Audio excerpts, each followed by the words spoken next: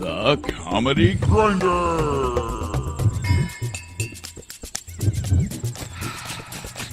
Streaming live worldwide from the First Church of Cannabis.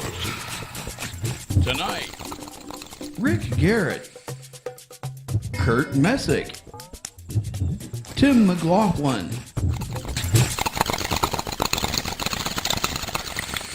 Of course, one of the things that's happening right now is this transgendered bathroom stuff. And it's just so weird to me, except I suddenly realized, I worked on Capitol Hill once upon a time, and I remember something, and it's like if you look at the stats of it, the number of attacks in bathrooms by transgendered persons on other people, normal people, 0. The number of attacks in bathrooms by Republican congressmen and senators on normal people, 167. So of course, they are upset with this bathroom idea. I mean, you can think of Dennis Hassert, Speaker of the House, who was just convicted of being a serial child molester. We can talk about Mark Foley, who was a Republican representative in Florida, who was booted out because he was texting his teenage pages in Congress. We can think about Larry Craig, who was a senator from Idaho, who was caught in a bathroom in the Minneapolis-St. Paul airport, and his excuse for playing footsie with the policeman next to him in the stall was, well, I'm a wide guy. I don't want to know how this guy poops. I really don't. It's like, is that really what's happening? So of course they're obsessed with bathrooms. Of course they're obsessed with all of these things. And of course Freud was right. So there are lots of things that are happening inside, but it's all a false flag kind of thing. It's paying attention to things that really aren't important, just like the same way that laws around this country ban things like cannabis. I mean, what the fuck? I mean, think about this. Think about this. I am Father Kurt, so I can go behind a pulpit, I can go behind an altar, I can wave my hands mysteriously over alcohol and force feed it to anyone of any age I want, in any amount that I want, as long as I call it communion and say something vague in Latin. Hey, I can be... I can be quoting Harry Potter in Latin, you know, and that would be fine. And they'd probably have more people in the church if we did. But so yeah, just don't take them back for the Philosopher's Stone. That's where you get problems. Have had a lot of really, really interesting jobs. I spent part of my working career as a firefighter paramedic, and that was the best job in the world because about once a week I got to look at somebody and say, what in the world were you thinking? Here's what I learned from being a paramedic. There are a bunch of people that get their thrills from sticking things where they should not be sticking things. And we found all kinds of things stuck up there. We found Barbie doll heads and Hot Wheel toys and G.I. Joes and, oddly enough, a whole bunch of fruit. And we would roll up on the scene and we would say, how did this happen? And they would always give us the same answer. I have no idea. What, G.I. Joe was just covered in Astroglide and jumped up there when you sat down? The other thing they would do is they would put their pants back on. I also found out a lot of people injured themselves being romantic. It's really, really common, more than you probably would realize. So I learned a few things about being romantic by being a paramedic. I learned it's okay to use handcuffs. Lots and lots of people use handcuffs. But if you do use handcuffs, know where you hid the key. Now, I'll tell you a secret. We've got a key on the truck, but if you can't find yours, we can't find ours either. And we've got to make a training film, and you're going to be on YouTube the next day. The other thing I found out is that in the dark, a tube of personal lubricant and a tube of super glue feel an awful lot alike. These are all true stories. And if you grab the wrong tube, you better hope there's a phone right by the bed because you don't want to have to dog hop all the way across the house to get to the phone. Rule number 3, it's impossible to say a safe word with a ball gag in your mouth. Can't be done. I'm on Tinder. I don't know if you guys fucks with Tinder, but it's like a dating app on your phone. It's basically a fuck app where You put your Facebook pictures on there, and ladies put their Facebook pictures on there, and if the lady likes you, she swipes right.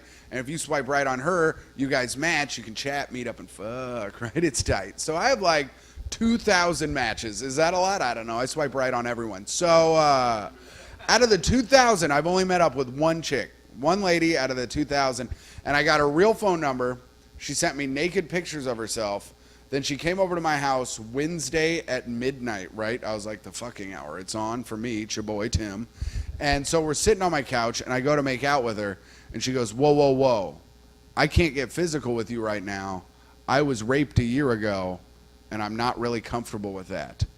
And my brain is like screaming because I have all these big brother protective instincts. And I was like, you don't know me. You send me naked pictures. You come over to my house alone Wednesday at midnight. You're lucky I'm nice and not strong, right? Like my brain is screaming that, but my mouth said the right stuff because I don't want to put anyone in a position they don't feel comfortable. So I just said, listen, I want to make you as comfortable as possible.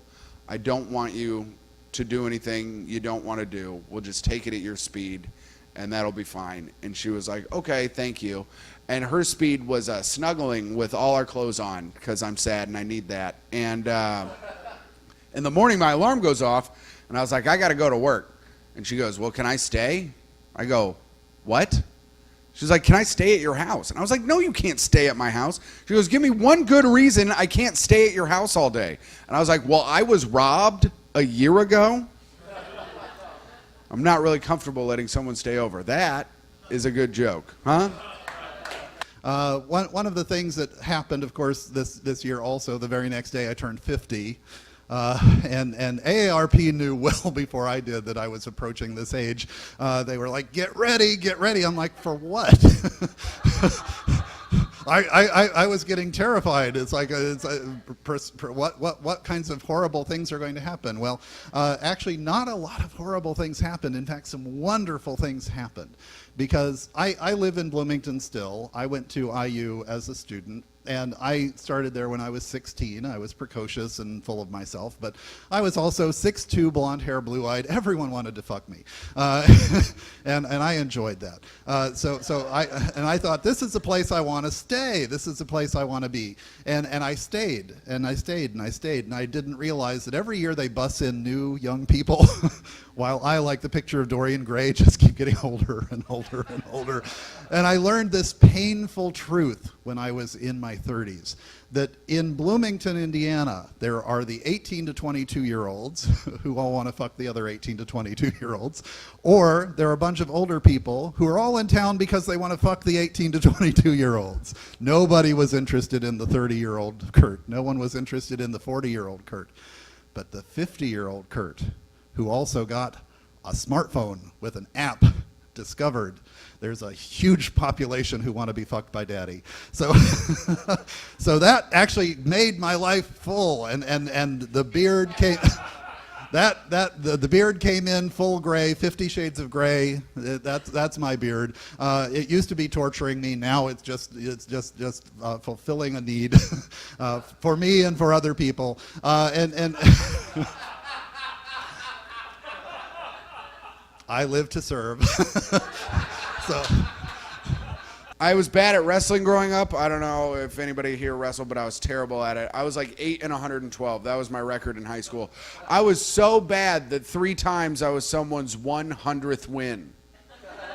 And I don't know if you've ever seen anything like that happen, but they make a big deal about it. It sucks. You're on the mat. They're handing a guy a plaque. You don't have a plaque, you know. And the third one I remember the best because the dude was ranked 12th in state. And when we went to shake hands, he goes, good luck, man. And I was like, yeah, you're going to need it. And then he beat me in 20 seconds, which was real funny. So I stood up laughing. And he was like, what are you laughing about? I handled you. And I was like, well, remember when you were all like, good luck? And then I was all like, you're going to need it. And then you beat the shit out of me. He's like, oh, yeah, that's funny. You're funny. And I was like, oh, thanks. And then he let me hold his plaque. And my mom took a picture of me with it. So that was, And another thing wrestlers used to do is they'd, like, if they didn't get first or second place, they'd just take their ribbons and throw them on the ground. And what your boy, me, would go around and do is pick up those ribbons and put them in my room. So in my room were a bunch of 3rd to 9th place ribbons. I'll pick up 9th place. I don't give a fuck, right? So there are a bunch of 3rd and 9th place ribbons, and I just sit there and look at them, and my mom would walk by. She'd be like, why do you have these? You're awful. She's like, I know what you're doing. You like look at the ribbons, and it inspires you to get better at wrestling. And I was like, nah. I just like look at them. I imagine I won them. And then I'm like, oh, you were so good at wrestling. Look at you. Holy crap. Then I lay them out, and I jerk off onto them, thinking about all those hot guys I wrestled. Feels odd being back in the pulpit. I am actually a Bible college and seminary graduate, spent about 20 years in professional ministry. I was born and raised an independent, fundamental, premillennial, King James only Baptist. Was an interesting way to grow up. For example, growing up, we were not allowed to have any kind of cards, not even Uno or anything like that. We couldn't play any games that had dice, like even Monopoly, because dice were tools of the devil. We didn't have a radio, didn't have a record player, didn't have a cassette player, didn't have anything like that. I like to describe it as kind of being Amish, but with a light bulb. That's kind of how I grew up. Oddly enough, we were encouraged to have as many guns as we could have, because nothing says, I love Jesus like excessive firepower, I guess. So it was an interesting way to grow up, and one of the things we were not allowed to do was dance. Absolutely not allowed to dance. And my wife found out about this 1940s-style swing dance in Fountain Square, where everybody dresses up like it's 1948, and they play the big band music, and she wanted to go, and I wanted to go with her because I'd never danced before, didn't know anything about it, so I went to Google and looked up the Indianapolis Swingers Club. Turns out that was not the place I wanted to take my wife. I remember this story, speaking of the Church of Cannabis, when I was in high school, I smoked a lot of weed, and my buddy was like, hey man, my dad's got weed in his closet. We should just go steal it from him. And I was like, good idea. I feel like this set has a real stealing theme to it.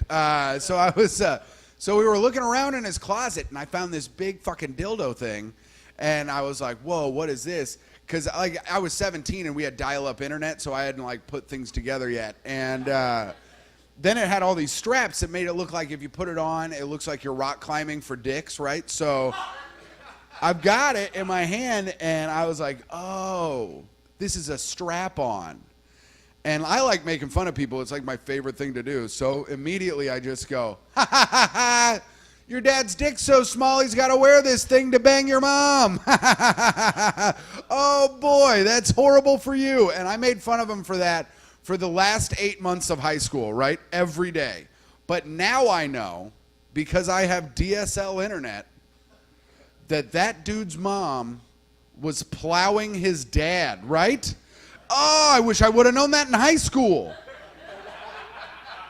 God damn, minimum gotten him to change schools. Maximum killed himself. Now, I don't know if that's too dark at the end, but it's fun for me. So I was born and raised way back in the mountains of East Tennessee. That's where I spent my very early years. And contrary to popular belief, everybody from East Tennessee, not an inbred hillbilly. Okay? My Uncle Daddy told me that. Still get down there once in a while. Don't get down there as often as I would like. But, boy, it's just like a whole different world down there. It's the one place I can go into McDonald's and order a Big Mac, and they say, would you like gravy on that?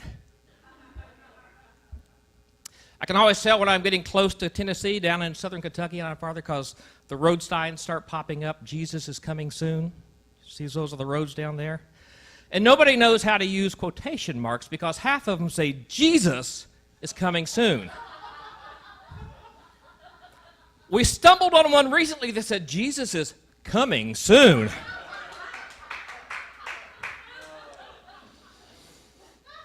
Shouldn't he be smiling in those pictures? I like this place. This place is very cool. I don't do a lot of cool spots, mostly basements. And I did a show at a swingers club in Muncie, Indiana, which is where you want to go to have sex with a 65-year-old woman in a Dale Earnhardt jacket. They called her the Intimidator. It was pretty sweet. It was cool because we were like the only non-members to see their sex dungeon, right? Like I got to see the sex dungeon, and they had like a sex chair and a sex swing and a table which I can only describe as like a sex table. You know, they had one of those. And then they had flat screen TVs all over the walls. And the dude who owned the place said the funniest thing I've ever heard. He goes, now when we're down here getting our bone on, I show hardcore pornography on all these TVs. Unless the Notre Dame game's on, then we watch the game. And I was like, no, not God's team. Oh, my God. Oh, jeez. Oh, no. You got touchdown Jesus looking at Sodomy and Gomorrah? It's no good. It is no good. I am Father Kurt. I'm not just wearing the black because it is slimming. Thank you, Rick. I am a Father Kurt. I'm rocking the dad bod, as they say, or like I prefer to say, father figure. But I come by it honestly. I really do come by it honestly because I am really a priest. I'm not making this up, and I have the proof. But this is religion, so you don't really need proof. But I will. I will put this on. It can be a little bit tricky to get this on, but imagine doing this 80 miles an hour with a cop car behind you, and that's a little bit. Yeah, you too, Amazon.com, $24.95. You can get this an assortment of colors for all the seasons. Make sure you get the Bible accessory that goes along with it to sit on the side so it looks authentic. Make sure when you're stopped, you tell them that you're on the way to a wedding because they know the guy at the funeral can wait. Like, according to science, if your culture is known for having a large penis, if that's the stereotype of your culture, it's because the women of that culture throughout thousands of years were more promiscuous. So dudes had to grow out like big old hogs and shit to show off and attract a mate. That's the science behind it. Now, with that information, I'm not saying if you're sitting in this room right now and you're swinging a big old crank that your mom was a whore, right? I'm not saying that. Science is saying that. I'm not saying it. My mom was a saint. That's all I know. She was a beautiful, wonderful woman. I did that joke at an all-black club in Atlanta, and this woman stood up in the back. She goes, "Oh, no, motherfucker, you did not just say you got a tiny-ass dick." I was like, I did. I didn't know what to say. I was like, your weave looks shitty. She punched me in the head after the show. I was like, fuck. I looked at the other comedians. I was like, are you going to help me? And they were like, you shouldn't have talked about her hair, stupid. My father gave up smoking when he was like 35. He's a Marine. He's like cold turkey. The dentist said, you're going to lose your teeth. He's like, fuck that. And he got rid of the cigarettes. But my mother never did. And she said, you're the one who got me started, so you have to live with it. And my father, the Marine, was afraid of my mother. But he did have one rule as they got older. My mother is, when she was near the end of her life, would smoke nonstop, chain smoking. She would have a patch, she would have patch, she would have a patch. She would also have the oxygen tank with the tubes. And my father said, we're not doing that in the house. So she would get her oxygen tank and get into the little golf cart and go to the end of the driveway and sit there and smoke. And my father said, someday I knew we were going to just look out and there would be a fireball sitting over there like a Buddhist monk protesting. So I found myself single when I was 50, and that was a different experience because I had not dated since I was a young man. I had to come up with pickup lines for women my own age, like I love your hair. Blue is my favorite color. That's a beautiful tooth. Baby, you put a charge in my hover round. Play your cards right, you can put your teeth in my glass tonight.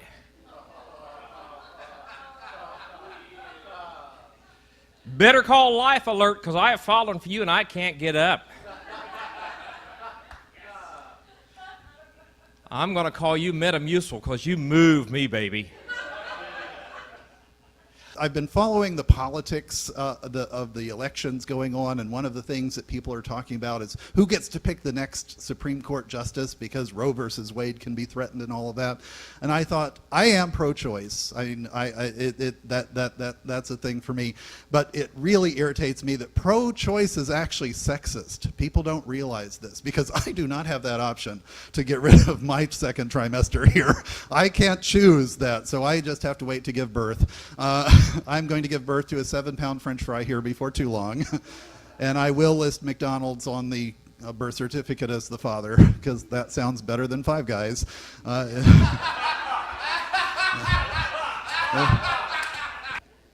I swore when I found myself single at 50, I wasn't going to be one of those guys that dated a woman a lot younger than him.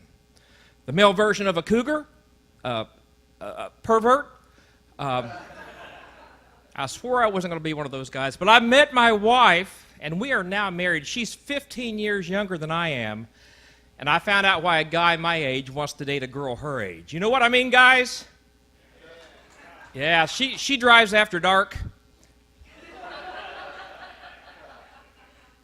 I've got me a way to get home tonight. I'm an Anglican, which means we have smells and bells, and that's literally it. We have sort of incense and holy water and all sorts of things like that. And I am absolutely convinced that once upon a time there was something in that incense that made people want to come to church. It's like most, and you would want that too, because in the ancient times you came into the cathedral sort of with your animals, and they would just poop everywhere because the bathrooms were filled with transgendered people. The other day I had to look up on the internet, what is it called when it's a painting of a person? That word is portrait. I had to look it up, didn't know it. And right now I got like no money. I got like $8-9 in my bank account. When you're rolling that deep, you don't have to know how much money you got, dog. So what I'm saying is I'm so dumb and poor, I'm surprised I don't have children. Like, I just feel like I should be loaded up with kids, just getting caught up in an Indiana tornado. Everyone's happier. And I have cats, so of course now you know I'm gay. So that's a thing. Yes, I am. And a gay priest. What are the odds? I know it's like that never happens. That never happens. But I know a lot of attorneys who are glad that it did. But that's another matter. Whole industry there. Yes, it's like okay. And that's how you write a perfect joke. Setup, punches, callback. If you're watching this online, you're welcome.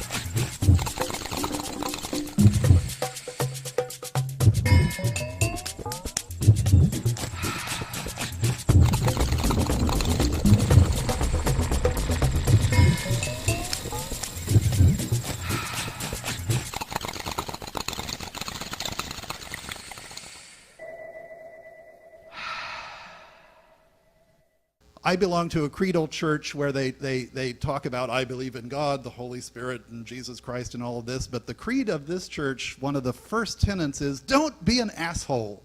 And any church that has that as the creed should have everyone flocking to their door. And I fully support that. And I think if they only said it in Latin, life would be fine.